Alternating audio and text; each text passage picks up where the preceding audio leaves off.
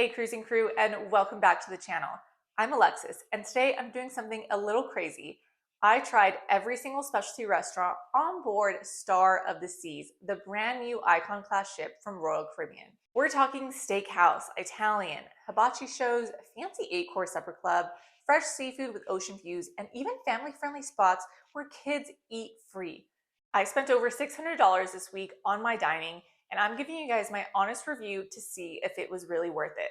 So if you guys are booked on Star, Icon, or any mega ship with Royal Caribbean, and you're wondering if purchasing the dining package is a splurge or if it's worth it, then this video is definitely for you. So stick around, hit that subscribe button, and let's just get into it.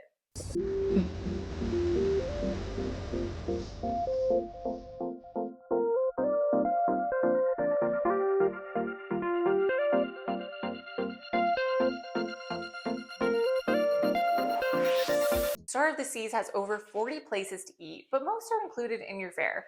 Windjammer, main dining room, Surfside Eatery.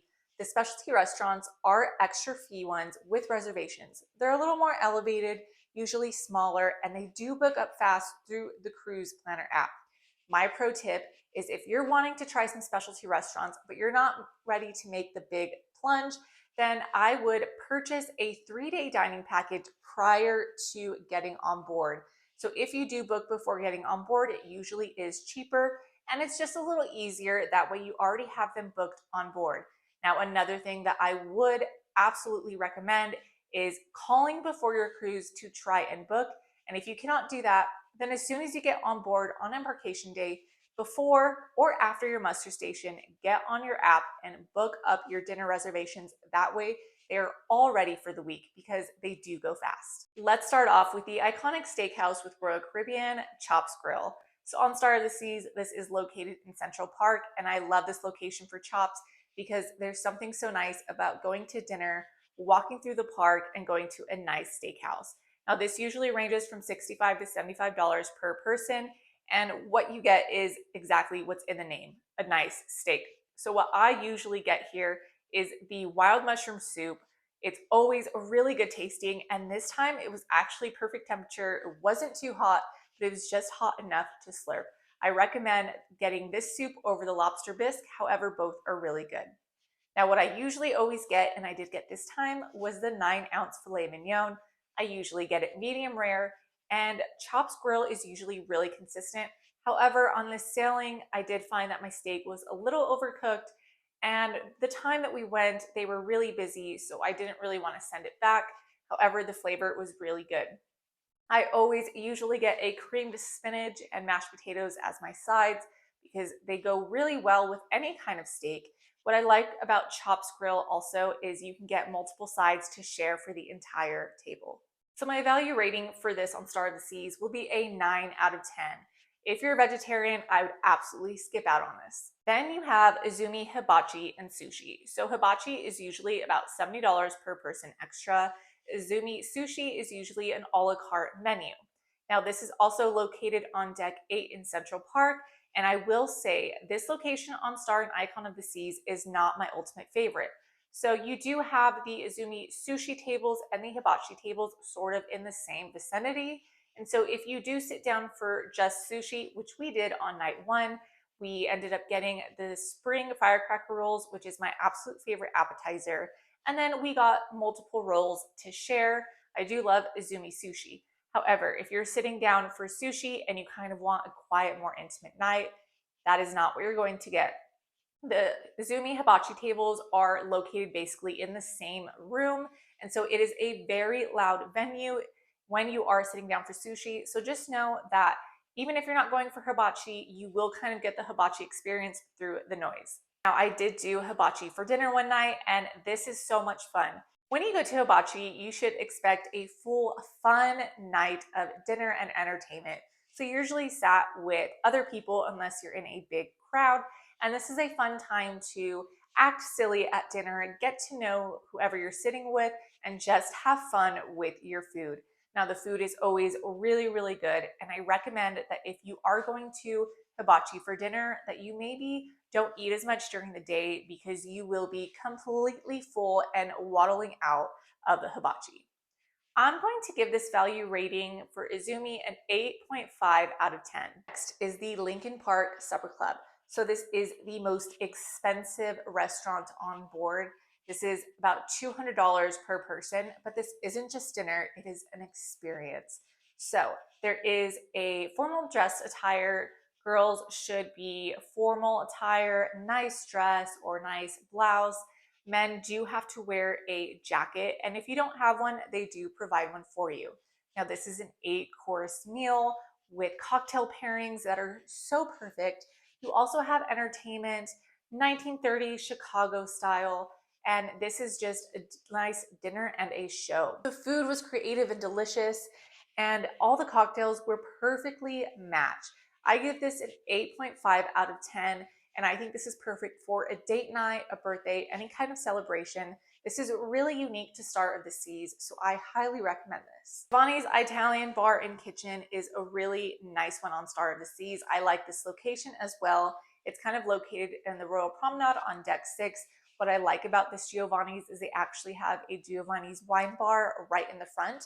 And what's cool about this is that if you just want to sit at the wine bar, have a glass of wine, and not necessarily go into Giovanni's and have a big dinner, you can order from the menu and get like pizza or appetizers, small dishes, and just eat it at the bar. Now, what I do like about Giovanni's is this is a restaurant for sharing. So this is great to order multiple things and then you can share with the table. Hooked Seafood is located in the Aquadome, and I absolutely love this location because of the ocean views. You can see right onto the ocean, and I love Hooked because it really does have the best seafood here on Star of the Seas. I love getting the coconut shrimp. I will always order those every single time, and I do like getting either the double lobster tail, or you can't go wrong with surf and turf. We did try Pier 7, which is located in Surfside, and I would recommend trying this for breakfast or for brunch. We did go for a little like brunch. It is kind of like breakfast tacos or like an avocado toast, kind of different stuff like that. Sometimes kids under 12 do eat free. This is kind of a nice spot to just try something completely different. However, I don't know if it's something that I would pick to go on my dining package if I were to just pick a few restaurants. Another hit is Playmakers. This is a sports bar. So this is if you love that game day food like wings, burgers, and fries. You have arcade games, you have sports games on the TVs. I absolutely love their hot wings here. Always so good. Their truffle fries are really good as well. Their burgers and sandwiches have always been good.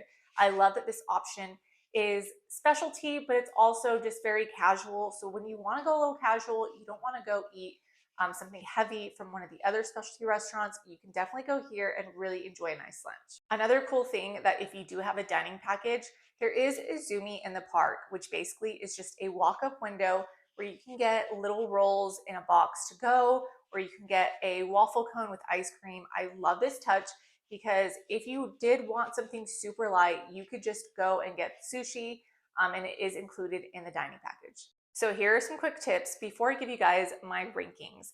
So as always, book everything in advance. If you can, book everything prior to getting on board, but if you cannot, then I suggest on embarkation day, after your muster, or sometimes even before getting on that app or going to guest services, getting help, and booking all of your reservations as soon as you get on board. These reservations book up really, really fast, more fast than you would think, and it would just be better for your mind, better for your whole cruise if you already have it booked on the first day. Now, sometimes sea days are actually easier to get reservations, and this is because more of the specialty restaurants are open. They're open for longer hours, and so people are more spread out throughout all of the restaurants. Also, sometimes there may be lunch specials in some of the specialties. So sometimes you'll see people, some of the workers in the windjammer or around the ship going up holding signs saying that they have a lunch special at Izumi or a lunch special at Chops. So take advantage of those if you don't have dining package, but you do want to try something out. So look out for those type of specials. So the total cost to do all these specialty restaurants would be easily $500 to $800 per person. So that's why I think getting a dining package is absolutely worth it. My biggest advice is if you've never gotten a dining package or if you don't have the budget for it, I would recommend getting a 3-night dining package. That way you can still try out 3 of the main dining venues that you want to try out without making the bigger splurge for the ultimate dining package. I just think this is such a smart thing to do. That way you can also try some of the free venues on board, because on Star of the Seas, there's endless amount of included restaurants and eateries that way you can enjoy a little bit of both. All right, here are my rankings for the restaurants on Star of the Seas. Let's start off with the Lincoln Supper Club. This is going to be for the most unique experience. This is only exclusive for Star of the Seas, and I know that it's a big splurge, but I absolutely think it is a must try. Next is going to be Chops Steakhouse. This is a great steakhouse that is always consistent. And if you just love a good steak, you love good ambiance, you love a good restaurant in the park, Chops is for you. Hooked Seafood definitely has the best ambiance and view and the best seafood on board. Giovanni's is definitely such a great restaurant to try with family or friends. That way you can all order a lot and just share family style. Izumi Hibachi has the best entertainment while you're eating dinner. And I think Playmakers has the best casual fun while you're eating a good lunch. So I definitely think that specialty dining is absolutely worth it on Star of the Seas. And if you don't get the full dining package, definitely at least try 2 to 4 of the restaurants.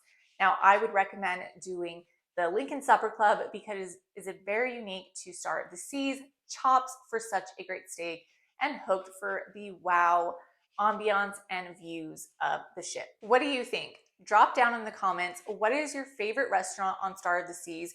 Which restaurant are you most excited for to try on Star of the Seas? Or which is your favorite restaurant at sea? I would love to hear from you guys. Once again, if you found this video helpful or enjoyed it at all, please give it a thumbs up and don't forget to subscribe so you're always updated with all things cruising and travel. Don't forget to always seize a day, and I'll catch you in the next one.